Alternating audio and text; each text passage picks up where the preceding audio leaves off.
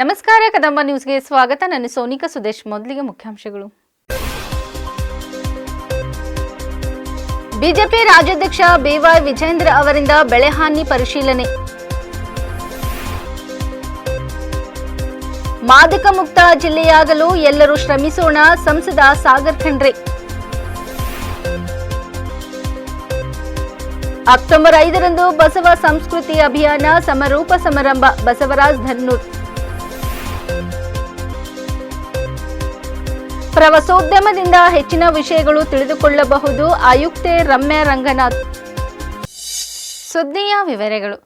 ಬೀದರ್ ಉತ್ತರ ಕ್ಷೇತ್ರದ ಇಸ್ಲಾಂಪುರ್ ಗ್ರಾಮದ ರೈತರ ಜಮೀನಿಗೆ ಬಿಜೆಪಿ ರಾಜ್ಯಾಧ್ಯಕ್ಷ ಬಿವೈ ವಿಜೇಂದ್ರ ಅವರು ಟ್ರ್ಯಾಕ್ಟರ್ನಲ್ಲಿ ಭೇಟಿ ನೀಡಿ ಬೆಳೆ ಹಾನಿ ವೀಕ್ಷಣೆ ಮಾಡಿದರು. ಬೀದರ್ ದಕ್ಷಿಣ ಕ್ಷೇತ್ರದ ಖಾಶಂಪುರ್ ಪಿ ಗ್ರಾಮದ ರೈತರಾದ ಪಾರ್ವತಿ ಮಾಣಿಕಪ್ಪ ಹಾಗೂ ಬುದೇರ ಗ್ರಾಮದ ಅರ್ಜುನ್ ಭೀಮಗೊಂಡ ಅವರ ಜಮೀನಿಗೆ ಅವರು ಮತ್ತು ವಿಧಾನ ಪರಿಷತ್ ವಿರೋಧ ಪಕ್ಷದ ನಾಯಕರಾದ ಛಲವಾದಿ ನಾರಾಯಣಸ್ವಾಮಿ ಅವರು ಭೇಟಿ ನೀಡಿ ಬೆಳೆ ಹಾನಿ ಪರಿಶೀಲನೆ ನಡೆಸಿ ಸರ್ಕಾರ ಶೀಘ್ರ ಪರಿಹಾರ ಬಿಡುಗಡೆ ಮಾಡಬೇಕು ಎಂದು ಒತ್ತಾಯಿಸಲಾಯಿತು. ಗ್ರಾಮದ ಮತ್ತೊಬ್ಬ ರೈತ ಮಹಿಳೆ ಗಂಗಮ್ಮ ಗಂಡ ಶಂಕರರಾವ್ ಮಚ್ಕುರಿ ಅವರು ಇತ್ತೀಚೆಗೆ ಸಾಲ ಬಾಧೆಯಿಂದ ಆತ್ಮಹತ್ಯೆ ಮಾಡಿಕೊಂಡಿರುವ ಹಿನ್ನೆಲೆಯಲ್ಲಿ ಕುಟುಂಬದ ಸದಸ್ಯರಿಗೆ ಸಾಂತ್ವನ ಹೇಳಿ ವೈಯಕ್ತಿಕ ಧನ ಸಹಾಯ ಮಾಡಿ ಸರ್ಕಾರದಿಂದ ಶೀಘ್ರ ಪರಿಹಾರ ಒದಗಿಸುವುದಾಗಿ ಭರವಸೆ ನೀಡಿದರು. ಈ ವೇಳೆ ಶಾಸಕ ಡಾ ಶೈಲೇಂದರ್ ಬೆಲ್ದಾಳೆ, ಪ್ರಭು ಚವ್ಹಾಣ್, ಈಶ್ವರ್ ಸಿಂಗ್ ಠಾಕೂರ್, ಬಾಬು ವಾಲಿ ಇತರರು ಉಪಸ್ಥಿತರಿದ್ದರು.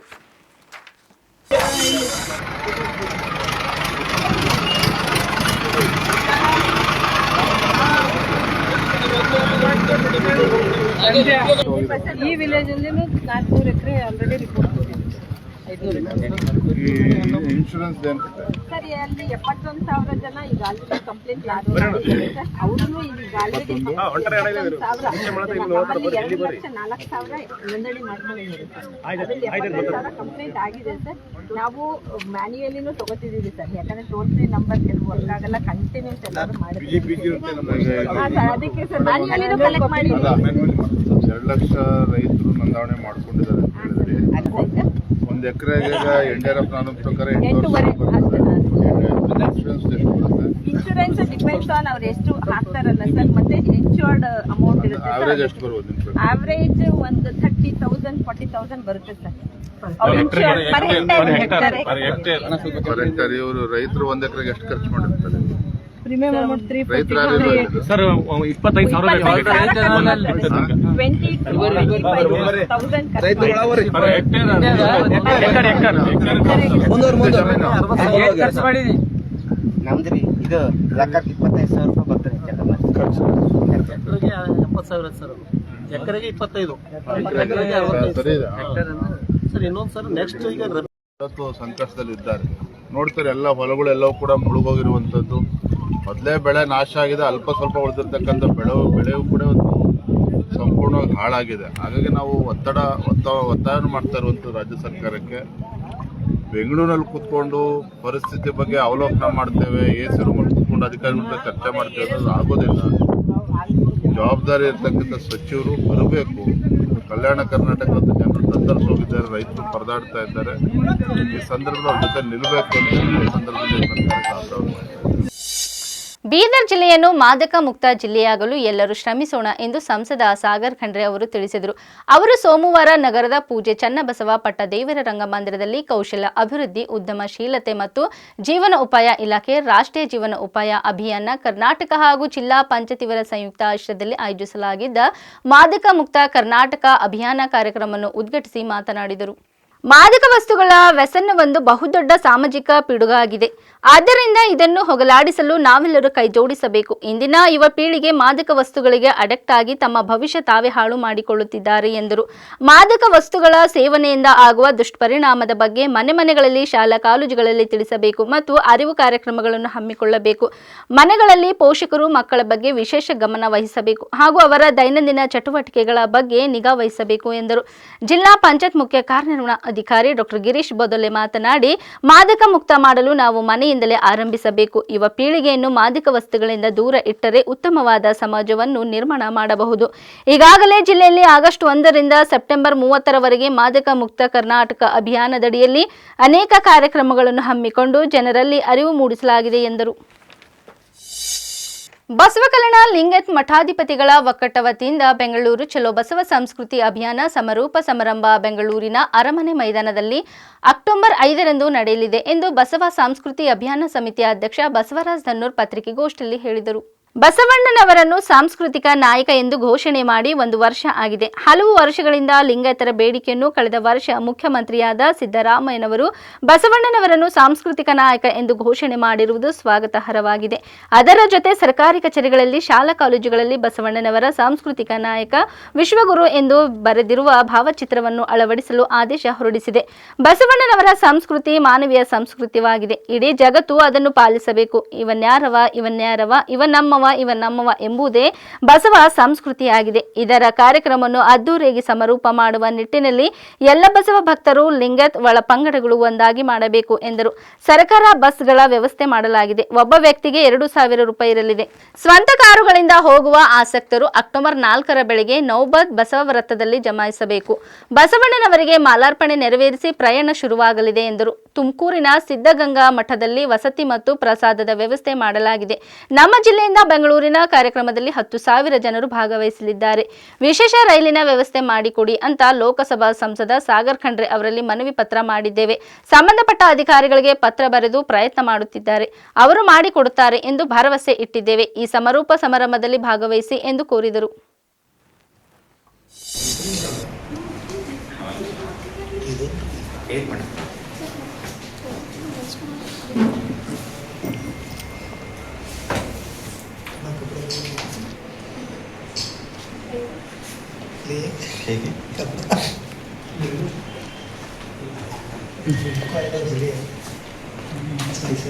ಬಸವ ಸಂಸ್ಕೃತಿ ಅಭಿಯಾನ ಸಮಾರೋಪ ಸಮಾರಂಭ ಬೆಂಗಳೂರಿನ ಅರಮನೆ ಮೈದಾನದಲ್ಲಿ ಅಕ್ಟೋಬರ್ 5ರಂದು ನೆರವೇರಲಿದೆ.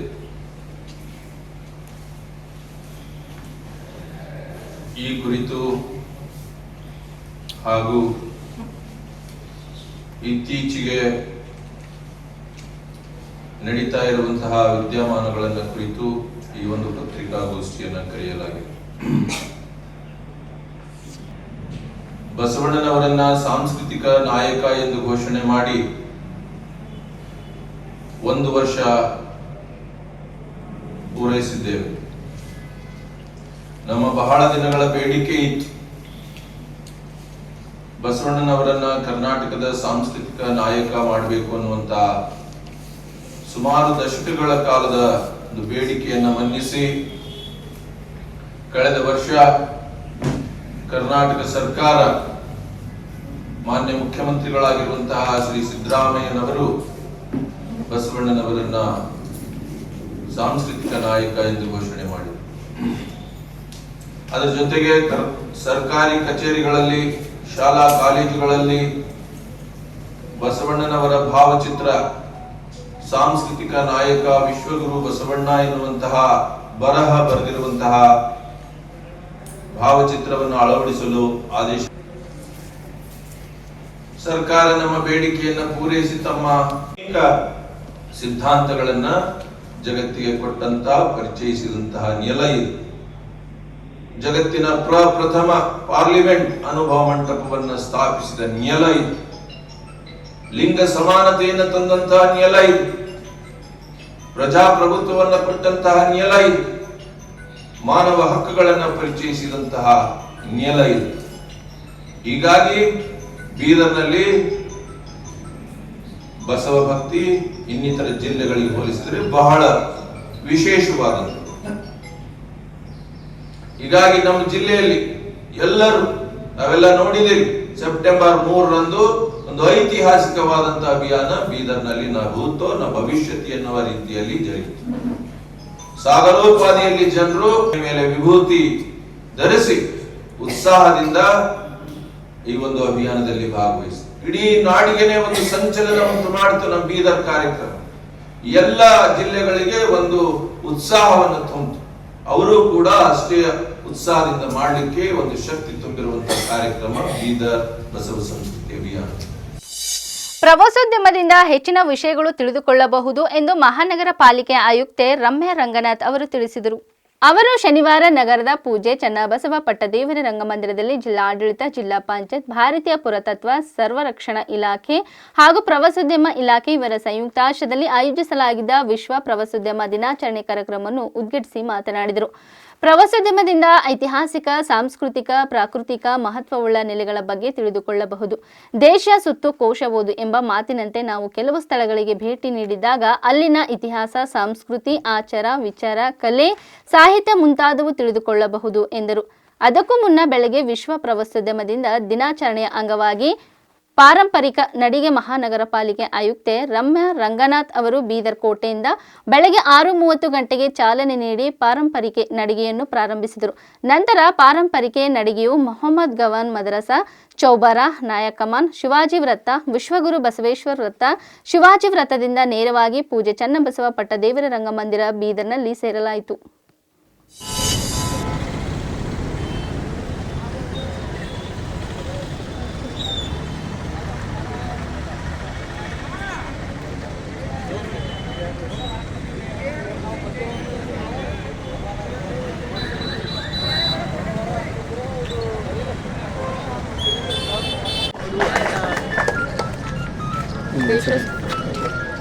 ದೇಶ ಸುತ್ತಿ ನೋಡು, ಕೋಶ ಓದಿ ನೋಡು ಅಂತ ಒಂದು ಪ್ರಖ್ಯಾತ ಗಾದೆ ಇದೆ. ಅದರ ಪ್ರಕಾರ ಪ್ರವಾಸೋದ್ಯಮ ಬಹಳಷ್ಟು ಪ್ರಾಮುಖ್ಯವಾದ ಒಂದು ನಮ್ಮ ಜೀವನದ ಭಾಗ ಆಗಿ ನಾವು ತಗೋಬೇಕಾಗುತ್ತೆ. ಇದು ಅತ್ಯಂತ ಪ್ರಾಚೀನವಾದ ಒಂದು method of diffusion of cultures ಅಂತಲೇ ಹೇಳ್ಬೋದು. ಆದ್ದರಿಂದ ಇವತ್ತಿನ ಏನು ಪಾರಂಪರಿಕ ಬೀದರ್ ಜಿಲ್ಲೆಯ ಕರ್ನಾಟಕ ರಾಜ್ಯ ಬಲಗೈ ಜಾತಿಗಳ ಒಕ್ಕೂಟ ವತಿಯಿಂದ ನ್ಯಾಯಮೂರ್ತಿ ನಾಗಮೋಹನ್ ದಾಸ್ ಅವರ ಒಳ ಮೀಸಲಾತಿ ವರದಿಯ ಒಳಸಂಚು ವಿಚಾರ ಸಂಕಿರಣ ಇದೇ ಅಕ್ಟೋಬರ್ 5ರಂದು ನಗರದ ಡಾ. ಚನ್ನಬಸವ ಪಟ್ಟದೇವರ ರಂಗಮಂದಿರದಲ್ಲಿ ಹಮ್ಮಿಕೊಳ್ಳಲಾಗಿದೆ ಎಂದು ರಮೇಶ್ ಡಾಕುಳ್ಗಿ ಪತ್ರಿಕೆಗೋಷ್ಠಿಯಲ್ಲಿ ಹೇಳಿದರು. ಕರ್ನಾಟಕ ರಾಜ್ಯ ಬಲಗೈ ಜಾತಿಗಳ ಒಕ್ಕೂಟದ ಅಧ್ಯಕ್ಷ ಶ್ರೀ ಜ್ಞಾನ ಪ್ರಕಾಶ್ ಸ್ವಾಮೀಜಿಗಳು ಭಾಗವಹಿಸಲಿದ್ದಾರೆ. ಸರ್ಕಾರಿ ಎಸ್ಸಿ ಎಸ್ಟಿ ನೌಕರರ ಸಂಘದ ರಾಜ್ಯಾಧ್ಯಕ್ಷ ಡಿ ಚಂದ್ರಶೇಖರಯ್ಯ ಅವರು ಒಳ ಮೀಸಲಾತಿಯಲ್ಲಿ ಬಲಗೈ ಸಮುದಾಯಕ್ಕೆ ಆಗಿರುವ ಅನ್ಯಾಯದ ಬಗ್ಗೆ ಸಮಗ್ರವಾಗಿ ವರದಿಯನ್ನು ಸಿದ್ಧಪಡಿಸಿ ಅದರ ಬಗ್ಗೆ ವಿಸ್ತಾರವಾಗಿ ಚರ್ಚೆ ಮಾಡಲಿದ್ದಾರೆ. ಒಳ ಮೀಸಲಾತಿ ಜಾರಿಯಾಗುವುದರಲ್ಲಿ ಯಾವುದೇ ತರಹದ ಅಭ್ಯಂತರವಿಲ್ಲ. ಸಮೀಕ್ಷೆಯಲ್ಲಿ ತಾಂತ್ರಿಕ ದೋಷಗಳು ಸರ್ಕಾರ ಸರಿಪಡಿಸಿ ಎಡಗೈ ಗುಂಪಿನಿಂದ ಬಲಗೈ ಸಮುದಾಯಕ್ಕೆ ವರ್ಗಾಯಿಸಬೇಕು. ಇದರ ಪ್ರಕಾರ ಪ್ರವರ್ಗ ಬಿ ಪರಿಗಣಿಸದೆ ಪ್ರವರ್ಗ ಎ ಪರಿಗಣಿಸಬೇಕು ಎಂದು ಒತ್ತಾಯಿಸಿದರು. ಒಳ ಮೀಸಲಾತಿ, ಒಳ ಸಂಚುಗಳ ಹಾಗೂ ಮುಂದಿನ ನಮ್ಮ ಸಮುದಾಯದ ಭವಿಷ್ಯದ ಕುರಿತು ಬಲಗೈ ಸಮುದಾಯಗಳು ಕೈಗೊಳ್ಳಬೇಕಾದ ತೀರ್ಮಾನಗಳ ಬಗ್ಗೆ ವಿಚಾರ ಸಂಕಿರಣ ಏರ್ಪಡಿಸಲಾಗಿದೆ. ಬೀದರ್ ಜಿಲ್ಲೆಯ ಬಲಗೈ ಸಮುದಾಯದ ಎಲ್ಲ ಚುನಾಯಿತ ಹಾಲಿ ಮತ್ತು ಮಾಜಿ ಪ್ರತಿನಿಧಿಗಳು, ಅಧಿಕಾರಿಗಳು, ನೌಕರರು, ಸಮುದಾಯದ ಮುಖಂಡರು, ಸಂಘ ಸಂಸ್ಥೆಗಳ ಅಧ್ಯಕ್ಷ ಮತ್ತು ಪದಾಧಿಕಾರಿಗಳು ಹೆಚ್ಚಿನ ಸಂಖ್ಯೆಯಲ್ಲಿ ಭಾಗವಹಿಸಿ ವಿಚಾರ ಸಂಕಿರಣವನ್ನು ಯಶಸ್ವಿಗೊಳಿಸಲು ಕೋರುತ್ತೇನೆ ಎಂದರು. ದಿನಾಂಕ 5ನೇ ತಾರೀಕು 10/10/2025 ರಂಗಮಂದಿರದ ಪಟ್ಟದೇವರ ರಂಗಮಂದಿರದಲ್ಲಿ ಒಳ ಮೀಸಲಾತಿ ವರದಿಯ ಒಳಸಂಚು ಬಗ್ಗೆ ಒಂದು ವಿಚಾರ ಸಂಕಿರಣ ಕಾರ್ಯಕ್ರಮವನ್ನು ನಾವು ಈಗಾಗಲೇ ಏರ್ಪಡಿಸಿದ್ದೇವೆ. ಈ ಕಾರ್ಯಕ್ರಮದಲ್ಲಿ ಇಡೀ ಕರ್ನಾಟಕ ರಾಜ್ಯ ಬಲಗೈ ಜಾತಿ ಒಕ್ಕೂಟದ ರಾಜ್ಯ ಅಧ್ಯಕ್ಷರು, ನಮ್ಮ ಸಮುದಾಯದ ಸ್ವಾಮೀಜಿಗಳು ಆಗಿರ್ತಕ್ಕಂಥ ಜ್ಞಾನ ಪ್ರಕಾಶ್ ಸ್ವಾಮೀಜಿಯವರು ಅವತ್ತು ಭಾಗವಹಿಸ್ತಾ ಇದ್ದಾರೆ. ಅದೇ ರೀತಿ ಕರ್ನಾಟಕ ರಾಜ್ಯ ಎಸ್ಸಿ ಎಸ್ಟಿ ನೌಕರರ ಸಂಘದ ಅಧ್ಯಕ್ಷರು ಡಿ ಚಂದ್ರಶೇಖರ್ ಅವರು ಈ ಒಳ ಮೀಸಲಾತಿನಲ್ಲಿ ಬಲಗೈ ಸಮುದಾಯಕ್ಕೆ ಆಗಿರ್ತಕ್ಕಂಥ ಅನ್ಯಾಯದ ಬಗ್ಗೆ ಸಮಗ್ರವಾಗಿ ಒಂದು ವರದಿಯನ್ನ ಸಿದ್ಧಪಡಿಸಿದ್ದಾರೆ. ಆ ವರದಿ ಬಗ್ಗೆ ಅವತ್ತು ಅವರು ಚರ್ಚೆ ಮಾಡ್ತಾರೆ. ಏನಾಗಿದೆ ಅಂತಂದ್ರೆ, ಒಳ ಮೀಸಲಾತಿ ಜಾರಿ ಆಗ್ಬೇಕಾಗ ಅನ್ನೋದರಲ್ಲಿ ಯಾವುದೇ ಅಭ್ಯಂತರ ಇಲ್ಲ. ಈಗಾಗಲೇ ಸಮೀಕ್ಷೆ ಆಗಿದೆ. ಅದರಲ್ಲಿ ಕೆಲವು ತಾಂತ್ರಿಕ ದೋಷಗಳಿದ್ದು ಆ ತಾಂತ್ರಿಕ ದೋಷಗಳನ್ನು ಸ್ವಲ್ಪ ಮಟ್ಟಿಗೆ ಸರ್ಕಾರ ಸರಿ ಮಾಡಿ ಯಾವ್ಯಾವ ಬಲಗೈ ಜಾತಿನಲ್ಲಿ ಸೇರಬೇಕಾಗಿರ್ತಕ್ಕಂಥ ಜಾತಿಗಳನ್ನು 4 ಗುಂಪಿನಲ್ಲಿ ಸೇರಿಸಿದ್ರು ಅದನ್ನು ತೆಗೆದು ಬಲಗೈ ಜಾತಿನಲ್ಲಿ ಸೇರಿಸಿದಾಗ 36 ಲಕ್ಷ ಚಿಲ್ಲರೆ ಬಲಗೈ ಸಮುದಾಯ ಬರ್ತಾ ಇದೆ, 35 ಲಕ್ಷ ಚಿಲ್ಲರೆ ಎಡಗೈ ಸಮುದಾಯ ಬರ್ತಾ ಇದೆ. ಹಾಗಾಗಿ 1 ಲಕ್ಷಕ್ಕಿಂತ ಹೆಚ್ಚು ಬಲಗೈ ಸಮುದಾಯ ಇರೋದ್ರಿಂದ ಇವರನ್ನು ಎ ಪಟ್ಟಿಗೆ ಸೇರಿಸಬೇಕು ಅಂತಕ್ಕಂಥದ್ದು ಒಂದು ತಾಂತ್ರಿಕವಾದಂತಹ ಒಂದು ಇದು ವಾದ. ಇದು ಯಾಕಂತ ಹೇಳಿದ್ರೆ, ಇದು ಒಳ ಮೀಸಲಾತಿ ಜಾರಿಗೆ ಬಂದಿರೋದೇ ಒಂದು ಜನಸಂಖ್ಯೆ ಆಧಾರದ ಮೇಲೆ. ಹಾಗಾಗಿ ಜನಸಂಖ್ಯೆ ಯಾವ ಸಮುದಾಯದ ಹೆಚ್ಚಿರುತ್ತೋ ಅದಕ್ಕೆ ಕೊಡ್ಬೇಕಂತಕ್ಕಂಥದ್ದು ಒಂದು. ಈ ಎ ಬಿ ಸಿ ಡಿ 4 ಗುಂಪು ಇರ್ತಕ್ಕಂಥದ್ದು ಸರ್ಕಾರ 3 ಗುಂಪು ಮಾಡಿ 3ರಲ್ಲಿ ವರ್ಗೀಕರಣ ಮಾಡಿದೆ, 6, 6, 5 ಅಂತ. ಇದು ಸದ್ಯಕ್ಕೆ ತೊಂದರೆ ಹೊಸ ನೇಮಕಾತಿಗೆ ನಾನು ಅನುಭವಿಸೋದಿಲ್ಲ. ಆದ್ರೆ ಬಡ್ತಿ ಮೀಸಲಾತಿ ಒಳಗಡೆ ಏನಿದೆ ಈ ನಮ್ಮ ಅಧಿಕಾರಿಗಳ ನೌಕರ ವಲಯದಲ್ಲಿ ಇದು ಎ ಗುಂಪು ಬಿ ಗುಂಪು ಅನ್ನೋದ್ರಿಂದ ಇಲ್ಲಿ ಈ ಒಂದು ಉದಾಹರಣೆ ತಗೊಳ್ಳೋದ್ರೆ ಒಂದು ಯೂನಿವರ್ಸಿಟಿ ಇದೆ, ಒಂದು ಸೋಷಿಯಾಲಜಿ ಡಿಪಾರ್ಟ್ಮೆಂಟ್, ಒಂದು ಪೊಲಿಟಿಕಲ್ ಸೈನ್ಸ್ ಡಿಪಾರ್ಟ್ಮೆಂಟ್, ಒಂದು ಹಿಸ್ಟ್ರಿ ಡಿಪಾರ್ಟ್ಮೆಂಟ್, ಈ ತರ ಒಂದು ಯೂನಿಟ್ ಆಗಿ ಗುರುತಿಸಿ ಅಲ್ಲಿರೋದು ರೋಸ್ಟರ್ ಬಿಂದು ಪ್ರಕಾರ ಫಸ್ಟ್ 4 ಹುದ್ದೆ ಇದ್ರೆ ಒಂದು ಹುದ್ದೆ ಎ ಗ್ರೂಪಿಗೆ ಹೋಗುತ್ತೆ, ಫಸ್ಟ್ ಸೆಕೆಂಡ್ ಹುದ್ದೆ ಬಿ ಗ್ರೂಪಿಗೆ ಬರುತ್ತೆ, ಅದು ಜನರಲ್ ಹುದ್ದೆ ಕೊಡ್ತಾರೆ. ಆ ನಂತರ ಮತ್ತೆ ಬ್ಯಾಕ್ವರ್ಡ್ ಹುದ್ದೆ ಬರುತ್ತೆ, ಆ ನಂತರ ಮತ್ತೆ ಇದು ST ಹುದ್ದೆ ಬರುತ್ತೆ, ಅದು ನಂತರ ಹುದ್ದೆಗಳೇ ಇರೋದಿಲ್ಲ. ಇವತ್ತು ಈಗಾಗಲೇ ನಮ್ಮ ಗೆಳೆಯರು ಚರ್ಚೆ ಮಾಡಿದ್ದಾರೆ ಒಳ ಮೀಸಲಾತಿ ಒಳಬರುವ ಬಗ್ಗೆ. ಈಗಾಗಲೇ ಜ್ಞಾನಕ ಸ್ವಾಮೀಜಿ ಅವರು ಸಮಯ ಕೂಡ ಕೊಟ್ಟಿದ್ದಾರೆ ನಮ್ಮ 5 ತಾರೀಕಿಗೆ. ಅದರ ಮುಖಾಂತರ ನಮ್ಮ ಜಿಲ್ಲೆಯಲ್ಲಿರ್ತಕ್ಕಂಥ ಎಲ್ಲ ನಮ್ಮ ಸಮುದಾಯದ ಮುಖಂಡರು, ವಿದ್ಯಾರ್ಥಿಗಳು ಮತ್ತು ವಿದ್ಯಾವಂತರು ಕಂಪಲ್ಸರಿ ಆಗಿ ಈ ಕಾರ್ಯಕ್ರಮ ಭಾಗವಹಿಸಬೇಕು. ಯಾಕಂದ್ರೆ ಇದು ಈ ಸಮುದಾಯದ ಬಹಳ ದೊಡ್ಡ ಸಮಸ್ಯೆ ಇದೆ. ಇದು ಯಾವುದು ನೇಮಕಾತಿಯಲ್ಲಿ ಗೊಂದಲ ಯಾವ ರೀತಿ ಉಂಟಾಗ್ತದೆ ಅಂತಕ್ಕಂಥ ಕೆಲವರಿಗೆ ಗೊತ್ತಿಲ್ಲ. ಈಗಾಗಲೇ ನೌಕರಿ ಮಾಡಿ ಕೆಲವರು ರಿಟೈರ್ಡ್ ಆಗ್ಯಾರ, ಅವ್ರಿಗೂ ಗೊತ್ತಿಲ್ಲ ಪಾಪ. ಅವ್ರ ಮಕ್ಕಳು ನಾವು ಆರಾಮಾಗಿದ್ದೇವೆ ಅಂತಕ್ಕಂಥ ಒಂದು ಚಿಂತನೆ ಇದ್ದಾರೆ. ದಯಮಾಡಿ ರಿಟೈರ್ಡ್ ಆಗಿ ಓದ್ತಕ್ಕಂಥ ಮಕ್ಕಳು ಹೆಚ್ಚಿನ ಇದ್ರಾಗ ಭಾಗವಹಿಸಬೇಕು. ಯಾಕಂದ್ರೆ ಈ ಭಾಗವಹಿಸಲಿಂದ ಮುಂದಾಗ್ತಕ್ಕಂಥ ಯಾವ ಅನಾಹುತ ನಮ್ಗೆ ಆಗ್ತದ ಅಂತಕ್ಕಂಥದ್ದು ಅವರಿಗೆ ಅರಿವಾಗ್ತದ. ಅದಕ್ಕೆ ಬೀದರ್ ಜಿಲ್ಲೆ ನಾವು ಮೊನ್ನೆ ಬೆಂಗಳೂರಿಗೆ ಹೋದಾಗ ಬೆಂಗಳೂರಲ್ಲಿ ಎಲ್ಲಾ ರಾಜಕೀಯ ಮುಖಂಡರು ಬಂದರು, ಬಿಜೆಪಿ, JDS, ಕಾಂಗ್ರೆಸ್ ಎಲ್ಲ ಹಾಲಿ ಮಾಜಿ ಎಲ್ಲರೂ ಬಂದರು. ಅದಕ್ಕೆ ಬೀದರಲ್ಲಿ ನಾವು ಎಲ್ಲರಿಗೂ ಅಪೀಲ್ ಮಾಡ್ಕೋದೇನಂದ್ರ ಎಲ್ಲ ಇಲ್ಲಿ ಪಕ್ಷಾತೀತವಾಗಿ ಸಂಘಟನೆ ಅಥವಾ ಸಮಾಜ ಮುಖಂಡರು ಎಲ್ಲರೂ ಭಾಗಿಯಾಗಿ ತಮ್ಮ ತಮ್ಮ ವಿಚಾರಗಳು ವ್ಯಕ್ತಪಡಿಸ್ಬೇಕು. ಯಾಕಂದ್ರ ಇದು ಒಬ್ಬರ ಸಮಸ್ಯೆ ಅಲ್ಲ, ಇಡೀ ನಮ್ಮ ಬಲಗೈ ಸಂಬಂಧಿತ ಜಾತಿಗಳ ಸಮಸ್ಯೆ ಅದ. ಈ ಸಮಸ್ಯೆನ ಬಗೆಹರಿಸಲಿಕ್ಕೆ ನಾವೆಲ್ಲರೂ ಹೆಚ್ಚಿನ ಸಂಖ್ಯೆಯಲ್ಲಿ ಬಂದು ಭಾಗವಹಿಸಿ ಈ ವಿಚಾರ ಸಂಖ್ಯೆಯನ್ನು ತಿಳ್ಕೋಬೇಕು. ಯಾಕಂದ್ರ ಪ್ರತಿಯೊಬ್ಬರು ಮನೆ ಹೋಗಿ ಹೇಳಿ ತಿಳಿಸ್ಲಕ್ ಆಗಲ್ಲ ವಿಷಯ. ವಿದ್ಯಾರ್ಥಿಗಳು ನಮ್ಮ ವಿದ್ಯಾರ್ಥಿಗಳು MBBS ಓದ್ತಕ್ಕಂಥ ವಿದ್ಯಾರ್ಥಿಗಳು ಅಥವಾ KS ಓದ್ತಕ್ಕಂಥ ವಿದ್ಯಾರ್ಥಿಗಳು, ಇಂಜಿನಿಯರಿಂಗ್ ಓದ್ತಕ್ಕಂಥ ವಿದ್ಯಾರ್ಥಿಗಳು, ಇನ್ನಿತರ ಉನ್ನತ ಪದವಿಗೆ ಹೋಗ್ತಾ ಇದ್ದೀರಿ. ಅವರೆಲ್ಲರೂ ಬಂದು ಈ ಸಭೆಯಲ್ಲಿ ಭಾಗವಹಿಸಿದಾಗ ಮಾತ್ರ ನಿಮ್ಗೆ ಇದ್ರ ಬಗ್ಗೆ ಅನುಭವ ಆಗ್ತದ. ಇದಕ್ಕೆ ದಯಮಾಡಿ ಹೆಚ್ಚಿನ ಸಂಖ್ಯೆಯಲ್ಲಿ ವಿದ್ಯಾರ್ಥಿಗಳು, ಗ್ರಾಮ ಪಂಚಾಯತ್ ಸದಸ್ಯರು, ಇದು ನಾವು ಕೇವಲ ವಿಚಾರವಂತರಿಗೆ ಮಾತ್ರ ಕರೆದಿರಿ ಈ ಸಭೆ. ಅದಕ್ಕೆ ದಯಮಾಡಿ ಹೆಚ್ಚಿನ ಸಂಖ್ಯೆಯಲ್ಲಿ ಬಂದು ಈ ಸಭೆಯಲ್ಲಿ ಭಾಗವಹಿಸಿ ತಾವೆಲ್ಲರೂ ಸಭೆಗೆ ಯಶಸ್ವಿ ಮಾಡಬೇಕಂತ ಹೇಳಿ ಮೂಲಕ ನಾನು ಮನವಿ ಮಾಡ್ಕೊಳ್ತೀನಿ. ಜೈ ಭೀಮ್, ಜೈ ಭಾರತ್. ಬೀದರ್ ಜಿಲ್ಲೆಯ ಬಗ್ದಲ್ ಗ್ರಾಮದಲ್ಲಿ ಬೆಳಗ್ಗೆ ಬಾಲಿಕೆಯ ಮೇಲೆ ಹುಚ್ಚು ನಾಯಿಗಳ ಹಾವಳಿ ನಡೆಸಿ ತೀವ್ರವಾಗಿ ಗಾಯಗೊಂಡು ಆಸ್ಪತ್ರೆಗೆ ದಾಖಲಾಗಿದ್ದಾಳೆ. ನಾಯಿ ಮಗುವಿನ ಮುಖ ಮೇಲೆ ಗಾಯ ಮಾಡಿದೆ. ಇದಲ್ಲದೆ ಒಬ್ಬ ವ್ಯಕ್ತಿಯ ಕೈಗೆ ಕೂಡ ಕಚ್ಚಿ ಗಾಯ ಮಾಡಿದೆ. ಬೀದಿ ನಾಯಿಗಳ ಹಾವಳಿ ಹೆಚ್ಚಾದರೂ ಕೂಡ ಅಧಿಕಾರಿಗಳು ಕಣ್ಣು ಮುಚ್ಚಿ ಕುಳಿತಿವೆ ಎಂದು ಗ್ರಾಮಸ್ಥರು ಆಕ್ರೋಶ ವ್ಯಕ್ತಪಡಿಸುತ್ತಿದ್ದಾರೆ. ಅಧಿಕಾರಿಗಳು ಈ ಸಮಸ್ಯೆಗೆ ಫಾಸ್ಟ್ ಆಗಿ ಆಕ್ಷನ್ ತೆಗೆದುಕೊಳ್ಳಬೇಕು ಎಂದು ಮನವಿ ಮಾಡಿದ್ದಾರೆ.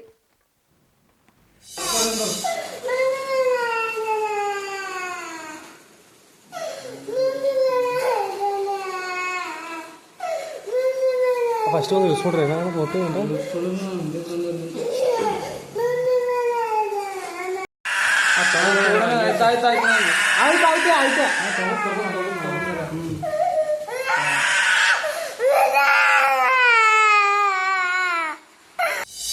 ಇಲ್ಲಿವರೆಗೆ ಸುದ್ದಿ ಕೊಟ್ಟಿದ್ದು ನಾನು ಸೋನಿಕಾ ಸುದೇಶ್. ಮುಂದಿನ ಸುದ್ದಿಯೊಂದಿಗೆ ಮತ್ತೆ ಭೇಟಿಯಾಗೋಣ. ವಂದನೆಗಳು.